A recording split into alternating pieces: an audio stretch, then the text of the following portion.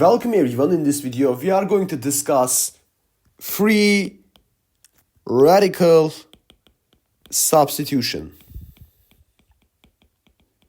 Alright? And also a special note, this is the first chemistry video on this channel.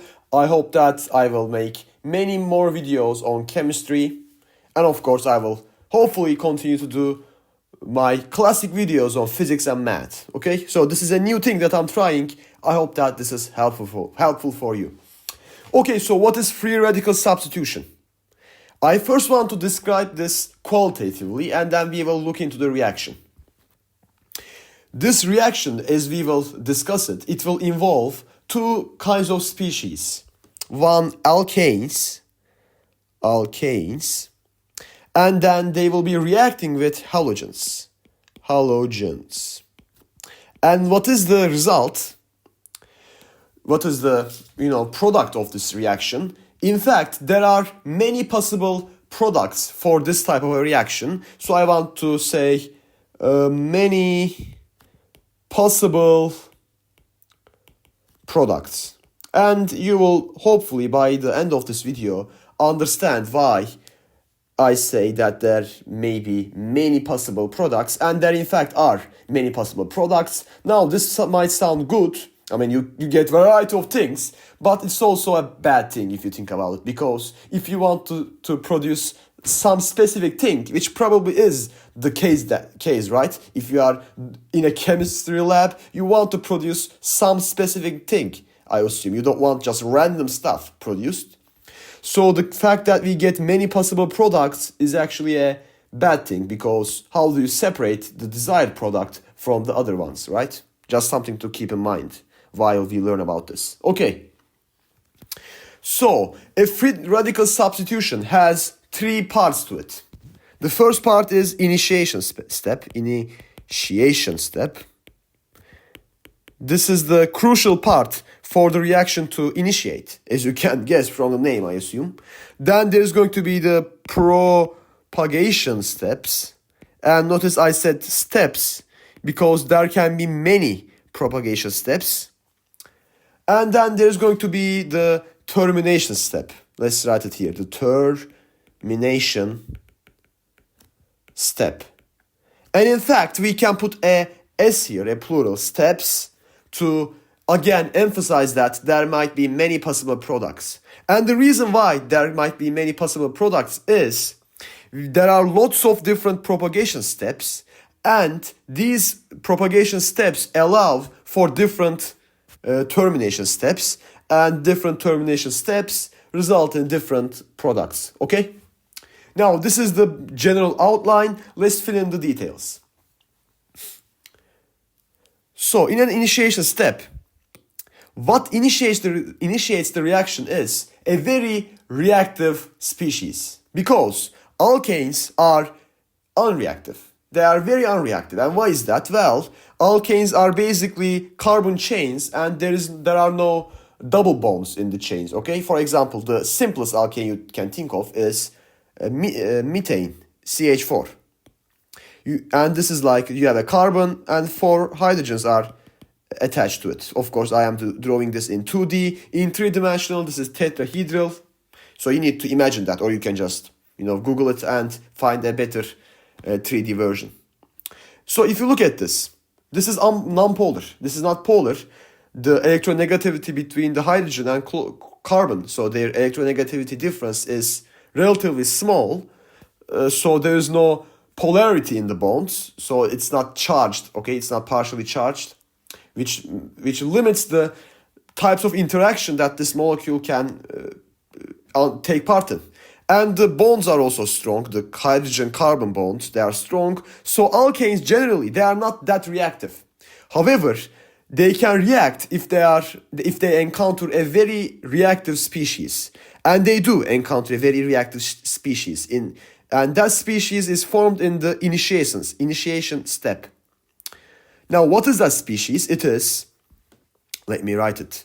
So we have a halogen. Let's say we have chlorine, okay? Let's say we have chlorine as an example. And for the alkane, let's say we have methane, okay? I am just giving these two as examples. You can work out the steps for any alkane and any halogen. Okay, cool. Now for the halogen, okay, it's going to be involved in the initiation step. Normally the chlorine is like this. The chlorine gas, it consists of two chloride atoms, and we have the chlorine gas. Here this is the bond.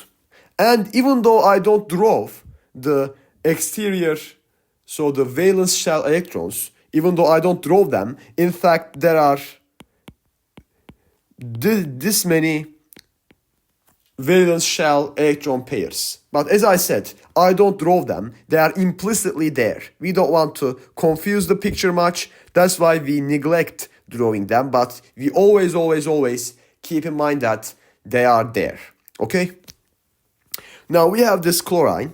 And then we want this to split into two. And it's going to be like this. What does this even mean? This dot represents an unpaired electron. So what happened is, we have the bond here, right? One of this bond was broken, and one of the electrons in the bond went to this guy, and the other electron went to the other chlorine. Okay? So each of the chloride atoms, they got one electron.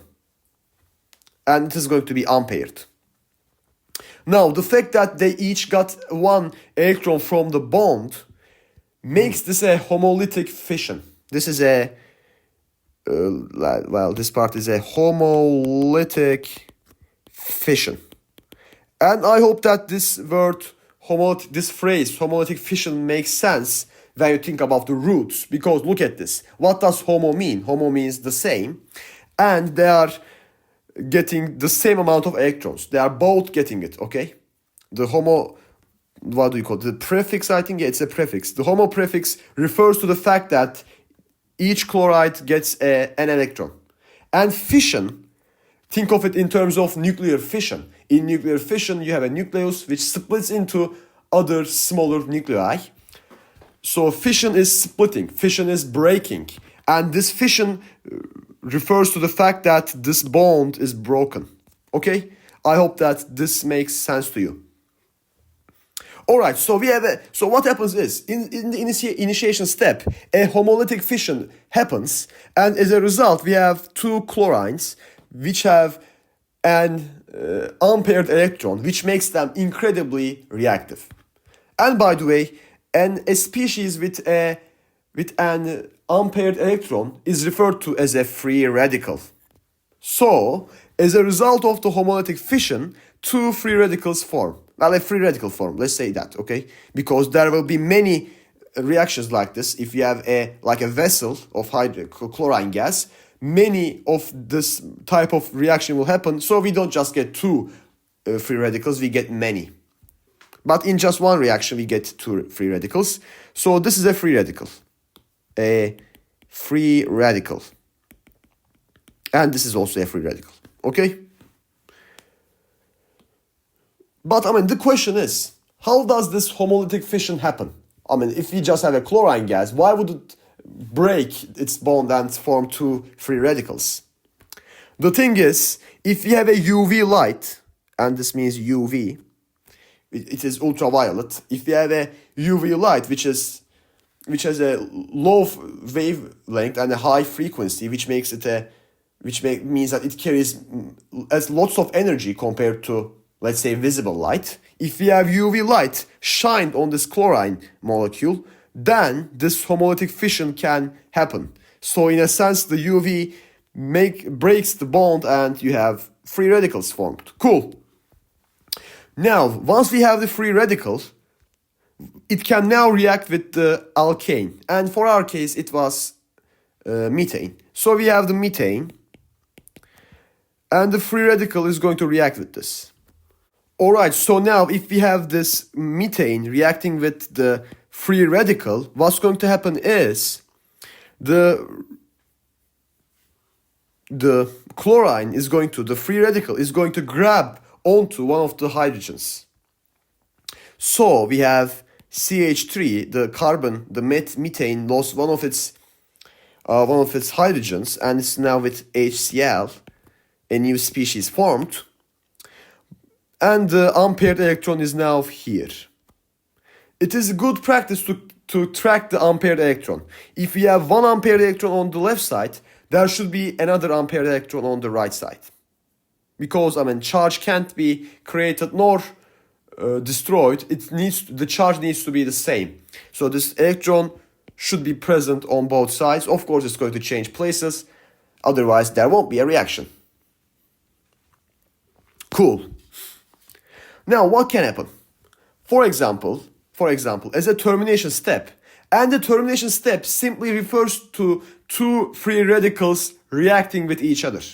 And when they react with each other, there is no longer a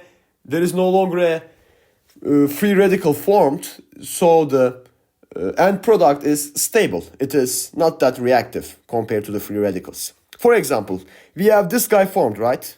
We have this free radical, and it can react with chloride, the free radical here. And you might be asking, we have one of them here and the other is here. How can they react? One of them is the product, one of them is the reagent. How can they react in another reaction? You might be asking this. And the answer is, this reaction, they don't happen for once. They happen many times. If you have a vessel of chlorine gas and you shine UV light on it, and you also add methane to the vessel, this reaction, it won't happen once. It will happen like thousands of times. Okay? And so what I'm trying to tell you is, this thing that formed here in this propagation step can react with the free radical of chlorine which was formed here. It doesn't react with this one. Okay? This is very important, I think, to understand. And as a result of this reaction, we just get this chloromethane, methane. Now, this is a possible way that the reaction could lead us to. There are other possible ways, though. For example, as I said, this reaction happens many times. So what if in the first reaction this formed, and in the second reaction of this, another one of these will form. They can react together and they can form this, which would be ethane. This is another alkane. It looks like this. This is another. Sorry for the bad H drawings. Okay, this is another alkane and its name is ethane. So we could produce ethane, for example. Well, another reaction could happen for the propagation step. For example, we have this new free radical. Okay, let's write it here. And it can react with chlorine gas. Because think of this. Not all of the chlorines in the environment will undergo homolytic fission. Some amount of it will remain. And that amount, depends on how much UV light you shine on the environment. But as I said, generally some amount of chlorine gas will remain. So this new free radical can react with that remaining chlorine gas. And what will happen is, this time one of the chlorides in this chlorine gas will attach to the free radical, and as a result, now the unpaired electron will be on the chlorine. Okay? And you could also continue doing this. There are other possibilities. Now we have this guy. You put it like here. And it could react with this free radical. And well, what happened in this part? It just grabbed one of the hydrogens. So again, the same thing will happen. We will have two hydrogens left, chlorine, the unpaired electron, and then HCl again. So you could continue this. And as you can see, as we discussed, if you have different propagation steps, you can form different you can create different termination steps which lead to different products. Okay, maybe, I don't know, do we have another one? Yeah, for example, we have this guy, right? We have this free radical. If it were to react with like this guy, let's say, now we have a new species. This is dichloromethane. Alright, so this is it for this video, but I plan to make another video on free radical substitution in which we discuss the mechanisms behind this. The mechanisms will be covered, hopefully, in the new video. Because, I mean, I said that, you know, this guy would grab onto one of the hydrogens and, I don't know, like also here, the chlorine would be substituted here and the unpaired electron would be passed on to this chlorine. I kept saying this and it might make intuitive sense to you, but it is, I think, good practice to see what happens in the mechanism. And for that we will draw the Lewis dot structures and then we will show the movement of the electrons using arrows. Anyways, this is it for this video. If you have any questions, please write them in the comment section. If you want to see further videos like this, please make sure to subscribe. And this is it. I hope to see you in another video. Until then, take care.